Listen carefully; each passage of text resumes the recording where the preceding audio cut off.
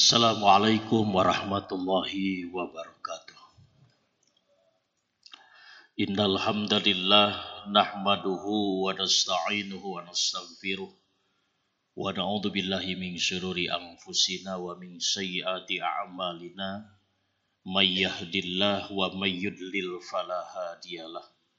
Asyhadu an la ilaha illallah wa asyhadu anna Muhammadar Rasulullah. Allahumma sholli ala sayyidina Muhammadin salata wa salaman daimaini mutalazimaini ila yaumiddin. Amma ba'd ayyuhal hadirun ittaqullaha haqqa tuqatih wa la tamutunna illa wa antum muslimun.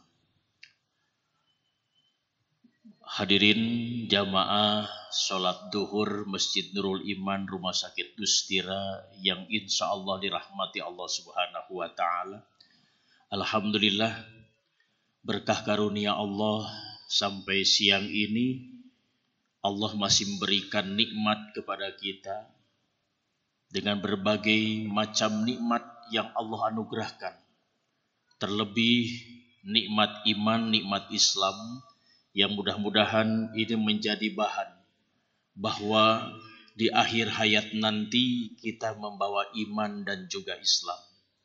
Salawat dan salam mudah-mudahan senantiasa dilimpah curahkan kepada baginda Rasulullah Muhammad SAW, kepada keluarganya, sahabatnya, para pengikutnya, dan mudah-mudahan sampailah kepada kita sampai akhir zaman. Kajian kultum di siang hari ini membawa judul 6 perkara yang senantiasa akan menghadang diri setiap manusia. Hal ini saya ambil dari catatan pengarang kitab Nasaihul Ibad karangan Imam Nawawi Al-Bantani, yang mana dalam hal itu Rasulullah Muhammad SAW melalui sahabatnya Abu Bakar As-Siddiq mengatakan bahwa ada 6 perkara yang akan menghadang diri setiap manusia. Artinya diri setiap manusia ini tidak dipilah-pilah, Pak. Apakah itu kedudukannya sebagai orang pegawai, dokter, suster, atau perawat, ataupun mungkin kelasnya ustadz, kiai, habaib, dan lain sebagainya. Yang 6 ini akan menghadang terhadap diri kita. Yang pertama adalah inna iblisa qaimun amamaka. Hadangan yang sangat luar biasa di hadapan kita adalah inna iblisa, yaitu iblis laknatullah, yang akan menghadang kita di hadapan kita. Kenapa iblis menjadi prioritas yang akan menghadang kita? Bayangkan saja, Pak. Iblis semenjak diusir dari surga, padahal dia merupakan makhluk yang taat sebelumnya, makhluk yang pintar sebelumnya. Namun karena kesombongan yang menghinggapi dirinya, akhirnya Allah usir dari surga.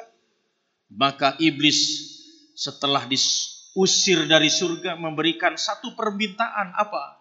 Yaitu untuk menggoda turunan Adam sampai hari kiamat, untuk dia jadikan teman sejawatnya atau sahabat karibnya nanti di neraka laknatullah. Oleh karena itu maka kita harus waspada. Sebab iblis ini selain akan datang dari hadapan kita, dari depan, dari belakang, dari kanan dan kiri, juga dari atas dan bawah kita. Oleh karena itu maka sering-seringlah kita membaca ta'awud untuk mengawali segala peristiwa, terlebih dengan bacaan basmalah. Untuk apa? Memohon perlindungan dari godaan setan dan juga terutama iblis laknatullah. Sebab iblis ini bukan lagi hal yang mungkin oleh kita didengar sejak kecil. Sejak kita mulai mendengar bahwa adanya iblis, adanya setan, adanya jin, adanya malaikat, adanya manusia, adanya Allah. Namun seyogyanya kita terkadang suka lupa diri. Padahal sudah dikatakan dalam Al-Quran, inna iblisa aduwwum mubin. Sesungguhnya iblis itu adalah musuh yang nyata bagi kalian. Musuh bukan didekati, musuh bukan dijadikan teman, namun musuh tentu saja harus diperangi. sebagaimana Israel yang sekarang sudah gencatan senjata. Dengan demikian maka waspadalah Pak. Sebab iblis ini sungguh luar biasa, akan menggoda turunan Adam sampai hari kiamat. Yang kedua yang akan menghadang kita untuk menggapai kebaikan dan kebajikan di dunia ini adalah wan nafsu an yamini, yaitu jiwa an nafsu yang jahat yang akan menghadang di sebelah kanan kita. Ingat bahwa kita diberikan anugerah oleh Allah itu hawa nafsu. Maka barang siapa yang bisa melawan dan bisa mengendalikan hawa nafsu, maka dialah seyogianya menjadi citra dirinya sendiri. Makanya kenapa ketika pulang perang Badar Rasul ditanya. Sebab Rasul mengatakan bahwa kita baru saja pulang dari perang kecil menuju perang besar. Kemudian sahabat kaget sebab bagaimana dikatakan perang kecil sedangkan musuh saja 1.000 lebih kurang, sedangkan umat muslim pada waktu itu lebih kurang 300-an. Namun dimenangkan oleh umat Islam. Maka ketika Rasul mengatakan roja'na min jihadil asghar ila min jihadil akbar, kemudian sahabat bertanya, min aina min jihadil akbar ya Rasulullah? Jihadun nafsi, yaitu jihad melawan hawa nafsu. Bagaimana tidak? Media sosial sekarang yang lagi ramai lagi dengan adanya teguran anak merokok, kemudian oleh ibu kepala sekolahnya ditegur, namun kemudian dilaporkan. Itu kan karena hawa nafsunya, Pak. Hawa nafsunya. Sedangkan kita dididik dulu dengan didikan yang begitu luar biasa dari guru-guru kita. Namun tidak sedikit pun kita ingin merendahkan harkat dan martabat guru kita. Sebab bagaimanapun guru itu yang telah menyelamatkan kita, yang bisa membimbing kita. Baik itu menulis, membaca dan lain sebagainya. Itu karena hawa nafsu, Pak. Oleh karena itu mari kita manage hawa nafsu ini. Dengan apa? Dengan memperbanyak zikir. Dengan apa? Dengan memperbanyak membaca Quran. Dengan apa? Dengan sholat berjamaah, insya Allah nafsu kita akan terkendali. Sehingga bukan lagi amarah, bukan lagi lawamah, tapi insya Allah nafsunya yang mutmainnah. Yang ketiga yang akan menghadang kepada kita adalah wal hawa ayyusariku, yaitu hawa nafsu yang menghadap dari sebelah kiri. Yang tadi jiwanya dari sebelah kanan, sekarang hawa nafsunya dari sebelah kiri. Ini memang saling berhubungan satu sama lain. Makanya dalam surat An-Naji'at ayat 40 Allah berfirman, wa amma man khafa maqama rabbih wa nahan nafsa 'anil hawa fa innal jannata hiyal ma'wa. Wa amma adapun khafa, orang yang takut maqama rabbih, terhadap makom Tuhannya, wa nahan nafsa 'anil hawa, kemudian dia bisa menahan hawa nafsunya, fa innal jannata hiyal ma'wa, maka Allah akan sediakan sebuah tempat apa? Jannatul ma'wa, surga ma'wa bagi orang yang bisa mengendalikan hawa nafsunya dan takut terhadap Tuhannya. Kemudian yang keempat, wad dunya min khalfika, yang tidak kalah akan menghadang kita di kebaikan dan kebajikan apa? Dunia yang akan menghadang dari arah belakang kita. Bagaimana tidak? Kita masih butuh dunia.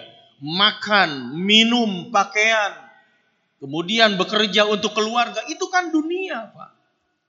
Namun bagaimana kita bisa memaksimalkan waktu dengan kalimat ketika Rasulullah SAW mengatakan, i'mala lid dunya ka'annaka ta'isu abadan wa'mali akhirah ketika ka'annaka tamutu godan. Silakan kau mencari dunia seolah-olah akan hidup selamanya, namun ingat hari akhirat, yaitu kematian, seolah-olah engkau akan mati esok. Jadi kita sholat berjamaah untuk menghadapi kematian besok, atau mungkin setelah hari ini, atau mungkin setelah pekerjaan selesai di hari ini. Karena kematian kan rahasia. Semuanya tidak bisa diprediksi. Oleh karena itu maka dunia jangan sekali-kali menghalangi niat kita untuk beribadah kepada Allah Subhanahu wa ta'ala. Tinggalkan dulu. Kalau mungkin Bapak yang pernah ke Mekah atau pernah ke Madinah, ketika terdengar adzan, apa yang didapat, Pak? Semua dagangan ditinggalkan. Semua ditanggalkan, semua menuju kepada Rabbnya, menuju sholat berjamaah. Tapi apa yang terjadi di kita? Ketika adzan berkumandang, yang satu masih rapat, yang satu masih berlenggang-lenggok dengan obrolannya, yang satu masih asik dengan game online-nya. Bagaimana ini bisa terjadi ketika dunia dan hawa nafsu serempak semuanya menggoda kita, bahkan setan di situ hadir untuk menghalangi kita menuju ampunan dan ridho Allah Subhanahu wa ta'ala. Yang kelima, wal a'dhau an haulika, anggota badanmu selalu berada di sekelilingmu. Artinya anggota tubuh ini, kalau kita mengikuti hawa nafsu, bagaimana ketika panas sekarang, bahkan cuaca ekstrim dikatakan yang tidak enak untuk kita rasakan. Namun ketika kita memaksakan mengambil air wudhu, sholat berjamaah, indah terasa, Pak. Namun itu pasti akan merongrong kita. Anggota tubuh kita banyak alasannya. Dan yang terakhir adalah wal jabbaru fauqaka, maka zat yang maha perkasa itu ada di atasmu. Artinya jangan pernah takut. Niatkan dalam diri kita bahwa kita semata-mata menuju ridho Allah Subhanahu wa ta'ala. Ingat, kalau tanpa kekuatan, la haula wala quwata illa billahil alil azim. Jangankan Bapak, saya pun tidak akan mampu kuasa bicara di hadapan Bapak dan Ibu semuanya tanpa adanya kekuatan yang diberikan oleh Allah Subhanahu wa ta'ala. Dengan demikian, maka ketika kaki masih bisa menopang badan kita, kemudian tangan pun masih bisa dilambaikan dan badan pun masih bisa digerakkan, maka yuk kita senantiasa ikuti perintah Allah dengan cara apa? Tentu saja dengan cara mengikuti perintahnya dan menjauhi larangan-larangannya. Wa ma khalaqtul jinna wal insa illa liya'budun. Sudah jelas. Tidaklah aku ciptakan jin dan manusia kecuali semuanya adalah untuk beribadah. Artinya kita mempunyai kewajiban di dunia ini, yaitu memaksimalkan diri bersyukur kepada Allah, yaitu memaksimalkan diri untuk beribadah, membawa amal soleh untuk menuju hari esok di alam kubur, alam barzah, dan nantinya di hari kiamat. Amin ya Allah ya Rabbal Alamin. Sebelum saya tutup dengan doa, barangkali ada session tanya jawab 1 atau 2 orang mengenai apa yang dibahas oleh saya tadi. Dipersilahkan, Pak. Jikalau ada yang berkenan.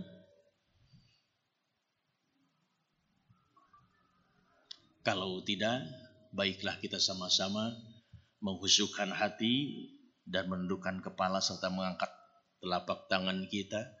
Memohon kepada Allah Subhanahu wa ta'ala, semoga doa kita di siang hari ini menjadikan doa yang makbul, doa yang mabrur. Terlebih saudara-saudara kita yang sakit, semoga Allah segera angkat penyakitnya. Dokter yang bekerja, perawat, suster, dan yang lainnya, semoga mendapatkan perlindungan dari Allah, sehat walafiat, dan diberikan taufik hidayah. Amin ya Rabbal Alamin. Allahumma sholli ala sayyidina Muhammadin wa barik. Amin ya Rabbal Alamin. Alhamdulillahi Rabbil Alamin. Hamdan naimin, hamdan syakirin, hamdan yuwafi na'amahu wa yukafi'u mazidah. Ya Rabbana lakal hamdu kama yang baghi li jalali wajhikal karim wa azim sultan. Allahumma sholli ala sayyidina Muhammad wa ala ali sayyidina Muhammad. Allahumma rabbana ighfir lana dunubana li wali walidayna warhamna warhamhuma kama rabbawna shighara. Rabbana dhallamna anfusana wa illam taghfir lana wa tarhamna lanakunanna minal khasirin. Rabbana hab lana min azwajina wa dhurriyyatina qurrata a'yun waj'alna lil muttaqina imama. Allahumma inna nas'aluka ridhaka wal jannah wa na'udzubika min sakhatika wan nar. Allahumma rabbana adhibil ba'sa isfi anta syafi la shifaan illa shifauka shifaan la yughadiru saqama. Rabbana atina min ladunka rahmatan wa hayyi' lana min amrina rasyada.